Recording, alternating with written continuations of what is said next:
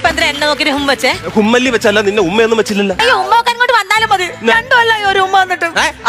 അതല്ലല്ലോ, 2 കൊല്ലല്ലേ നമ്മള് രണ്ട് വീട്ടിൽ നിൽക്കുന്നത്. അതുകൊണ്ട് ഇപ്പൊ എന്റെ മോനാണ് കഷ്ടപ്പെടുന്നത്. 6 മാസം അവിടെ 6 മാസം അവിടെ ഷട്ടിലടിക്കാൻ അവൻ. എനിക്കറിയായിരുന്നു ഈ 6 മാസം അവൻ നിങ്ങളുടെ കൂടെ നിൽക്കുമ്പോഴേ എനിക്കറിയായിരുന്നു അവന് വിളവ് കൂടുന്നു. അതെ, 6 മാസം കൂടുമ്പോ വിളവെടുക്കാൻ നിന്റെ മോൻ തടി 6 മാസം കപ്പേ പറയിപ്പിക്കരുത് കേട്ടാ. നിസ്സാരം ഒരു കാര്യത്തിലല്ലേ നിങ്ങൾ എന്നെ വേണ്ടാന്ന് വെച്ചിട്ട് പോയത്. അത് പറ നിസാർ പറ. നിസാർ നിന്നെ എന്തിനടി വിളിക്കണം? പറയടി. പറയണ നിസാറിന്റെ ഭാര്യനെ കൊണ്ട് നിങ്ങൾ സിനിമയ്ക്ക് പോയത്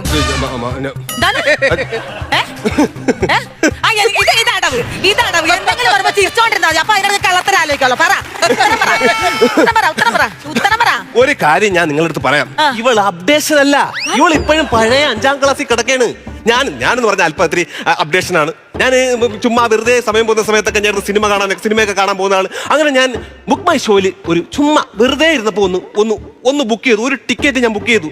ഞാൻ നേരെ തിയേറ്ററിൽ ചെന്ന്, അതിശയമെന്ന് പറയട്ടെ, ഈ പറഞ്ഞ ഈ പുള്ളിയുടെ ഭാര്യ അവിടെ വന്നിരിക്കുന്നു. എന്ത് ചെയ്യാൻ പറ്റും? കണ്ടുടനെ എന്റെ അടുത്ത് ചോദിച്ചു, അണ്ണ എന്താണ് ഇവിടെ ബാബുവേട്ടൻ ഇന്ന് ഇവിടെ ഇങ്ങനെ നിൽക്കുന്നതെന്ന് ചോദിച്ചു. ഞാൻ പറഞ്ഞു ചുമ്മാ ഞാൻ കാര്യങ്ങളൊക്കെ ആയിട്ട് ഇങ്ങനെ വന്നതാണ്.